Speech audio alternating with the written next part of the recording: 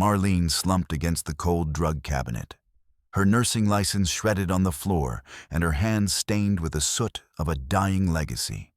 Across from her, the town's most respected doctor stood over a flickering lighter, ready to incinerate the only proof that her mother was systematically poisoned. Jackson lay convulsing in the corner, his body failing from a lifetime of secrets, while the doctor leaned in close to whisper the final blow. It wasn't the clinic or the mine that killed Sarah Hargrove. It was their own father, who had been cashing the checks for every dose he forced down his wife's throat. With the sirens of the corrupt local police wailing outside and a formal injunction stripping her of her identity, Marlene realized she wasn't just fighting a medical cover-up. She was trapped in a house that had been rigged as a cage from the day she was born. As the first flame licked the edge of the ledger, she had only one desperate, lethal gamble left. One that required her to use her medical training not to save a life, but to stop a heart. The pipe groaned again, a wet, rattling cough that sent another spurt of brown waters arcing across the concrete. Marlene wiped her forearm across her forehead, smearing sweat and grime into her hairline. The basement air clung like a second skin, thick with the stench of mildew and rust, the kind of smell that settled in your throat and refused to leave. She jammed the wrench harder, knuckles white, but the bolt wouldn't budge. A bead of blood welled where the metal bit into her palm. "Come on," she muttered, voice raw. The words tasted like copper. Above her, the ceiling creaked under the weight of the house, old beams groaning like a ship taking on water. She imagined the floorboards upstairs swelling, the wallpaper peeling in slow, damp strips. Another leak, another repair she couldn't afford. The bank's last letter still sat on the kitchen counter, its edges curling from the humidity, the words, "Final notice," blurred, but unmistakable. The water was rising now, a cold, oily pool swirling around her ankles, threatening the very foundation of the Hargrove estate. It wasn't just a house. It was a mausoleum of memories she had tried to drown for 20 years. Every surge of the Kentucky humidity seemed to thicken the air, making each breath a labor. She fought the valve, her boots slipping on the slick concrete, the isolation of the dark cellar pressing in on her like a physical weight. She yanked the wrench free and hurled it. It clattered against the far wall, ricocheted off a stack of rotting cardboard boxes. One split open, spilling yellowed newspapers across the flooded floor.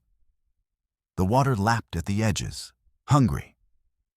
Marlene crouched, fingers digging into the sodden carpet that had been discarded in the corner years ago. The fibers came away in clumps, sticky with black mold. Beneath them, the subfloor had softened, warped by decades of neglect. She pried up a section with her bare hands, nails snapping against the wood, her breath hitching in her chest. The stink of decay rose in a cloud, sour, animal, like something long dead. Then her fingers brushed metal, cold, smooth, buried deep. She froze. The pipe hissed behind her, forgotten. The box was small, no bigger than a shoebox, its surface pitted with rust and caked in the red clay of the Appalachian foothills. Her pulse hammered in her ears, a frantic, uneven rhythm. As she worked it free, the wood groaning in protest. The lid resisted at first, then gave with a sharp crack that echoed through the empty house above. Inside, a single envelope sat atop a stack of brittle papers. The paper was translucent with age. The ink faded to a ghostly, watery blue. Her name, Marlene, was scrawled across it in a hand she recognized with a jolt of visceral terror. It was her mother's script, elegant even in its haste. She reached for the letters, her fingers trembling so violently she nearly dropped the metal container back into the rising muck. These weren't just letters. They were unmailed confessions, As she skimmed the first few pages, the medical terminology leapt out at her. Names of drugs she administered daily at the clinic, but prescribed in dosages that were nothing short of lethal. Sarah Hargrove hadn't been an addict. She hadn't been a nervous woman who lost her way in a haze of pills. Marlene's eyes traced the frantic descriptions of systematic abuse, of doctors who visited under the cover of night, of pharmaceutical neglect that was orchestrated with the precision of a surgical strike. The Blackwood silence wasn't a metaphor for small-town apathy. It was a professional conspiracy. Marlene felt the air leave her lungs. The town's narrative, the one she had accepted as her own cross to bear, was a fabrication. The pharmaceutical industry hadn't just provided medicine. They had provided the architect for her mother's destruction. She stood up, the metal box clutched to her chest like a shield. The water continued to pour from the pipe, but she no longer cared about the flood. The structural damage to the house was nothing compared to the rot she had just uncovered in the town's soul. This was a heap of trouble that went deeper than any coal mine in Kentucky. Marlene knew she couldn't carry this weight alone.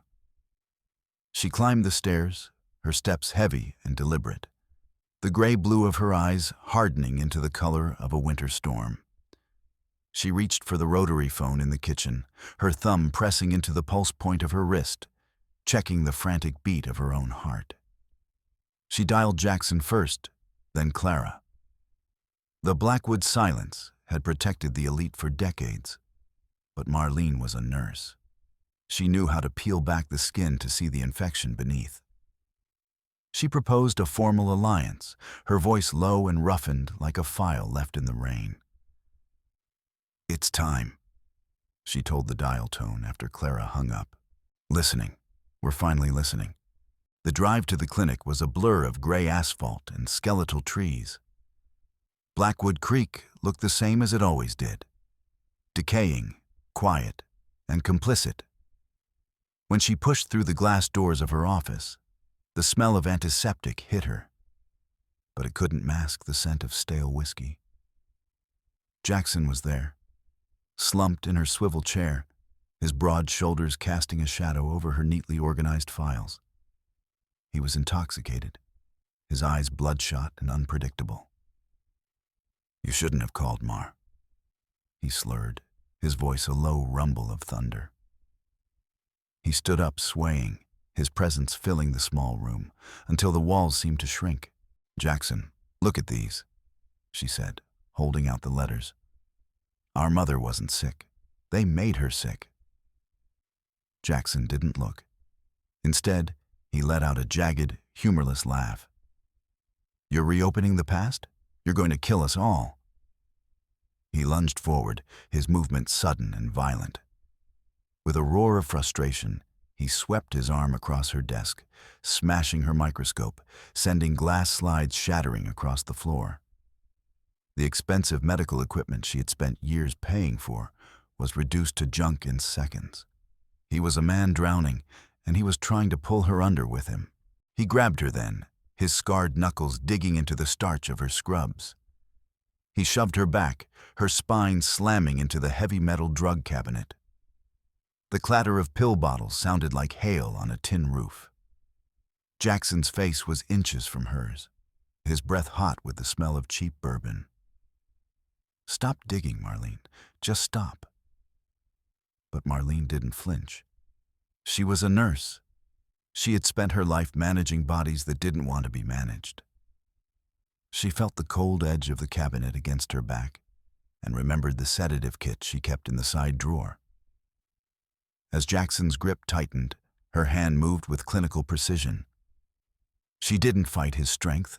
She used his momentum.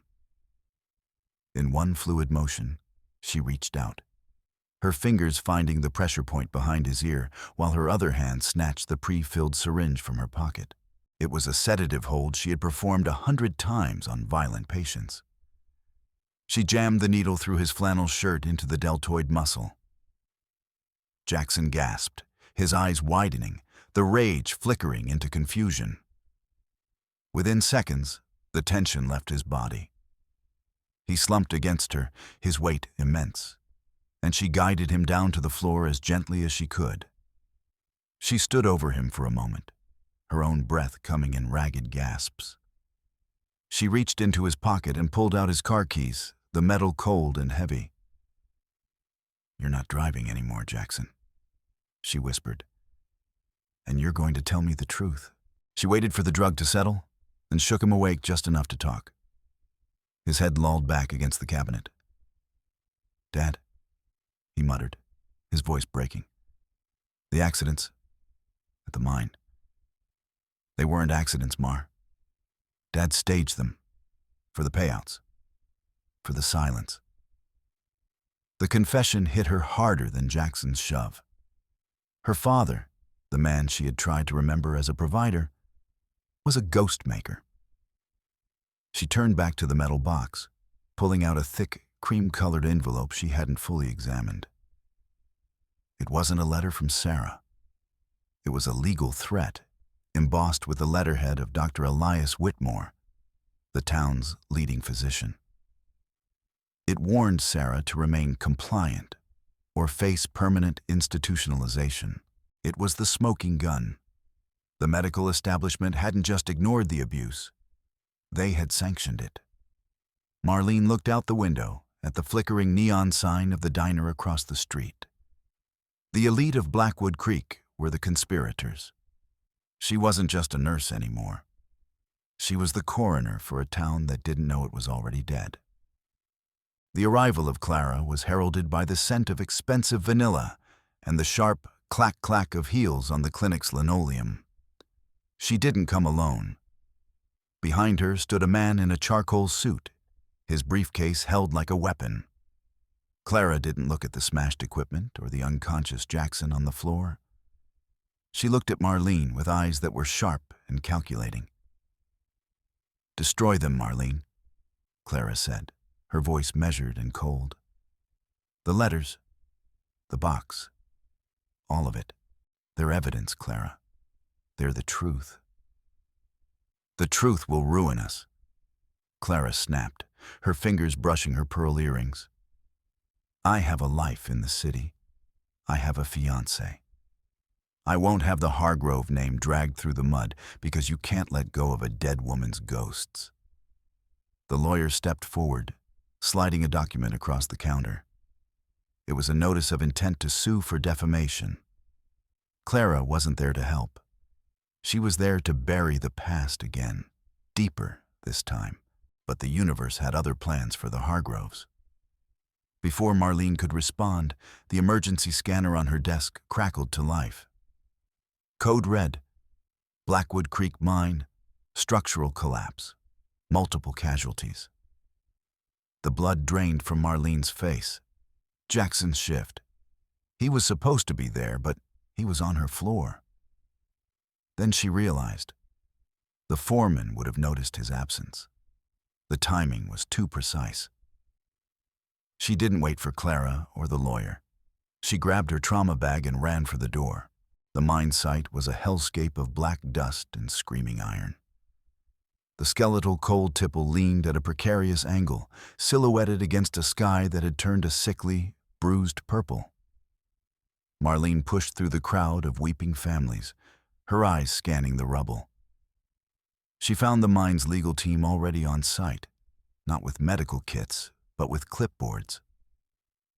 "Jackson Hargrove," she heard a foreman bark into a radio. "File the negligence report. He was intoxicated. Caused the spark." They were doing it again. Even as the men were being pulled from the earth, the corporation was moving to insulate itself. They were blaming Jackson for a disaster that was clearly the result of years of deferred maintenance and safety violations. Marlene tried to push toward the entrance, but a hand caught her arm. "You don't want to be here, Doctor," a voice growled. It was Danny Calloway, the foreman. His eyes were flat like a shark's. "Go back to your clinic." Marlene returned home hours later, her scrubs stained with coal dust and the copper tang of other men's blood.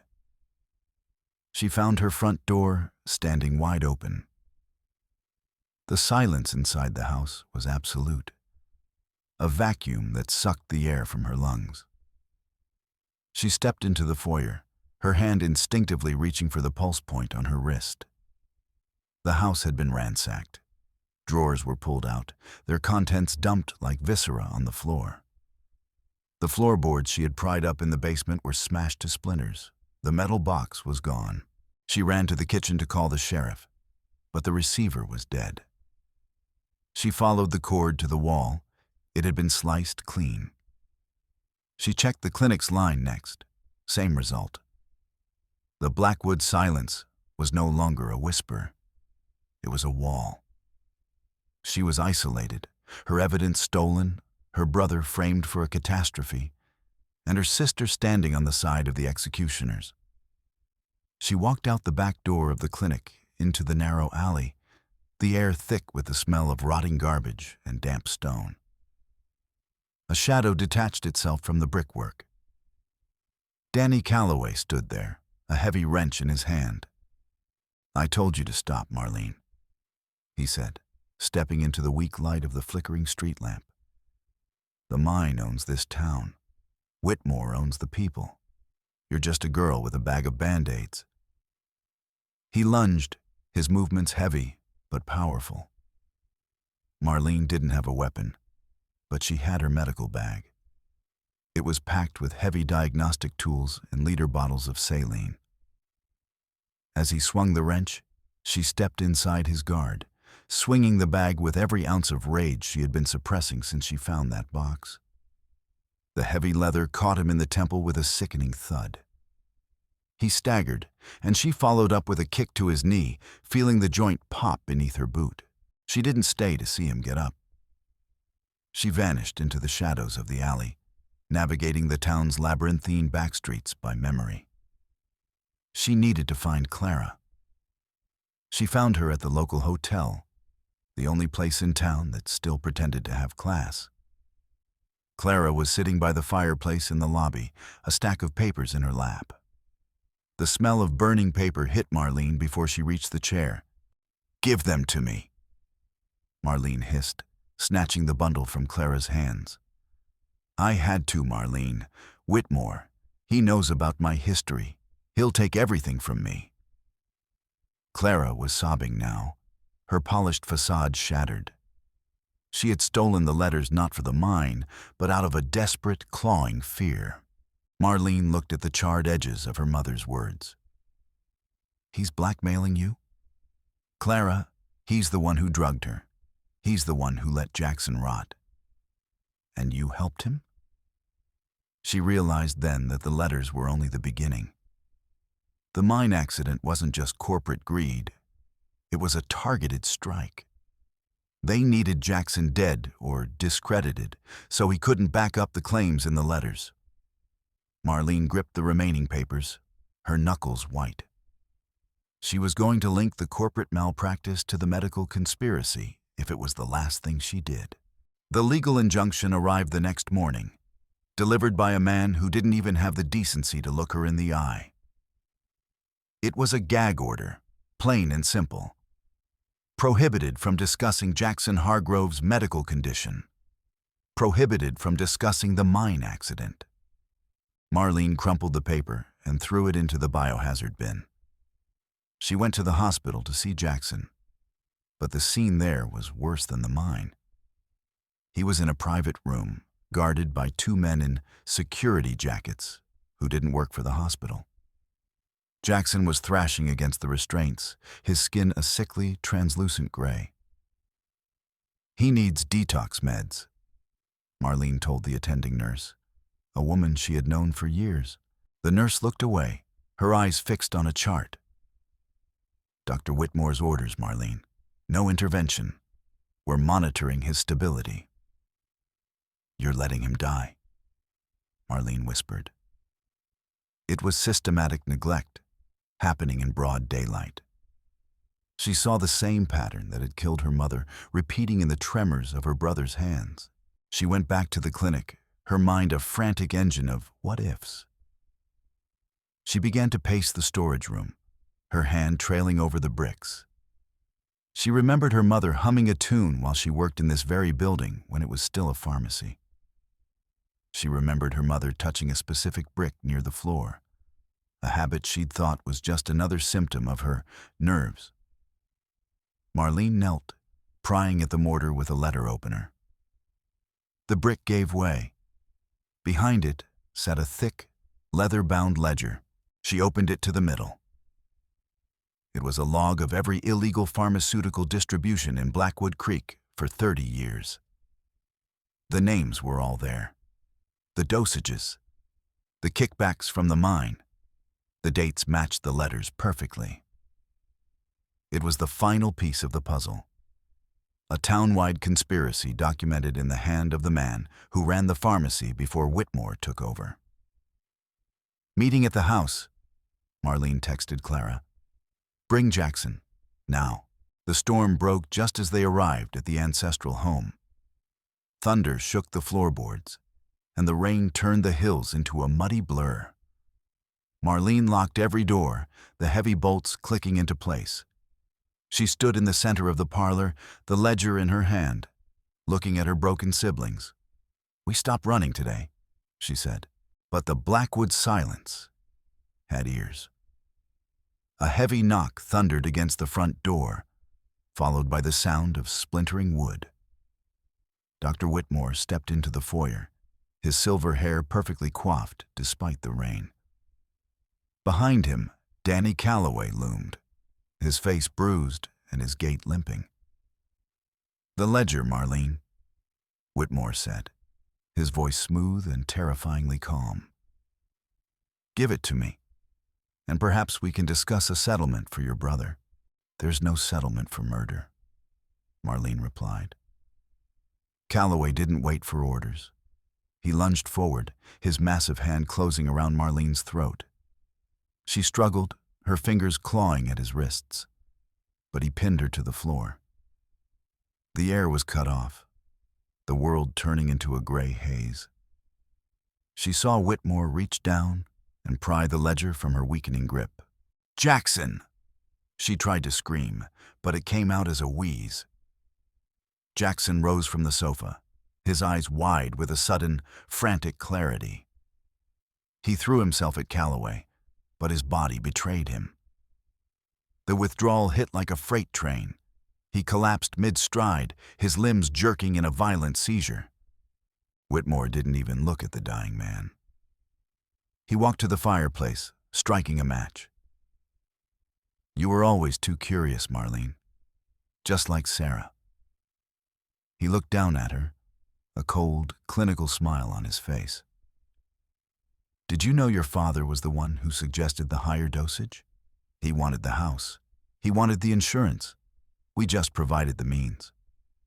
The revelation was a physical blow. Her father hadn't just been a coward, he had been a partner. Marlene watched in frozen horror as Whitmore tossed the ledger into the flames. The paper curled, the ink, the names, the dates, the truth, vanishing into ash. You have no allies, Whitmore whispered, leaning over her. No evidence. And as of 5 minutes ago, you have no career. The document he handed her was cold, official, and final. Nursing license. Revoked. Reason. Mental instability and drug diversion. Marlene sat on the floor of the parlor, the smell of burnt paper filling her nostrils. She was at rock bottom. Her identity, her family's dignity, her mother's voice, all of it was gone. Whitmore and Calloway stood over her, gloating, believing they had finally broken the Hargrove line. You're done, Marlene, Whitmore said, checking his gold watch. Clean up this mess and leave town. It's for the best. But as Whitmore turned to leave, Marlene's eyes, the gray-blue of a storm, noticed something. The doctor's face was flushed, a deep, unhealthy purple. His hand was trembling as he reached for his cufflinks, and his breathing was shallow, punctuated by a faint, wet wheeze. Hypertensive crisis. Marlene didn't move. She let her shoulders slump, her voice breaking into a feigned sob. Please, just tell me where he is. My father. Just let me see him, Whitmore sneered, stepping closer to look down at her instability. He's at Autumn Oaks, rotting, just like you. As he leaned down, Marlene's hand shot out. She didn't go for his throat. She went for the pocket of his tailored jacket. She snatched his smartphone, her thumb already swiping the screen. It was unlocked. His arrogance had been his undoing. "What are you doing?" Whitmore barked, reaching for his chest. His knees buckled. Marlene stood up, her movements precise and clinical. She pulled a syringe from her pocket. Not a sedative this time, but a concentrated dose of adrenaline she'd swiped from the clinic. "You're having a stroke, Elias. Or you will be in about 10 seconds if you don't do exactly what I say." She held the phone up. She had already found the voice memos. Mind strategy. Hargrove liquidation. The recordings were clear. Conversations about real estate fraud, about the accidents, about the systematic dismantling of her life. "Save him," she commanded, pointing to Jackson, who was still seizing on the floor. "Stabilize my brother, or I'll send these recordings to the federal prosecutor before your heart stops beating." Whitmore, gasping for air, looked at the needle, then at the phone. The power dynamic had shifted in a single heartbeat. Under the threat of his own death and professional ruin, the great healer of Blackwood Creek was forced to kneel in the dirt and save the man he had tried to kill. Marlene didn't wait for him to finish. She grabbed her keys and drove through the storm to Autumn Oaks. The nursing home was a sterile cage of beige walls and the smell of slow death. She found her father in room 402. He looked like a husk, a shell of a man who had traded his soul for a quiet retirement. "You sold her," Marlene said, her voice a scalpel. "I had no choice, Mar," he whispered, tears leaking from his empty eyes. "The mine, they would have killed us all." "No," Marlene said, holding up the doctor's phone. "You chose the money, and now you're going to give me the testimony." She recorded it all. The kickbacks, the staged accidents, the names of every man who had looked the other way while Blackwood Creek was poisoned. She didn't go to the local sheriff. He was likely on the ledger. Instead, she sat in her car in the parking lot and uploaded the files to a national news outlet she'd been researching for weeks. Breaking the Blackwood silence.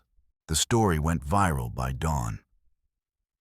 A week later, Marlene stood in the backyard of the ancestral home. The sun was breaking through the Appalachian mist, casting long shadows across the overgrown grass. She held the empty metal box, the one that had started it all. She watched as the first lick of flame caught the rusted edges. Jackson was gone. Not dead, but in a rehab facility 3 states away, fighting his way back to the man he was before the whiskey. Clara was inside, her expensive suit replaced by a flannel shirt, helping scrub the mold from the parlor walls. The Blackwood silence was finally broken. The sirens she heard now weren't for accidents. They were for the arrests. Whitmore, Calloway, the mine executives. They were being led away in handcuffs, their secrets dragged into the harsh, unforgiving light. Marlene looked at her hands. They were still a nurse's hands, strong-knuckled, scarred, and steady. She wasn't just fixing people anymore. She was fixing the world they lived in. She walked back toward the clinic, not as a licensee, but as a woman who knew that healing didn't start with a pill. It started with the truth. The Hargrove name was no longer a label for addicts. It was a testament to survival. And as Marlene stepped through the doors of her clinic, she didn't check her pulse. She just breathed.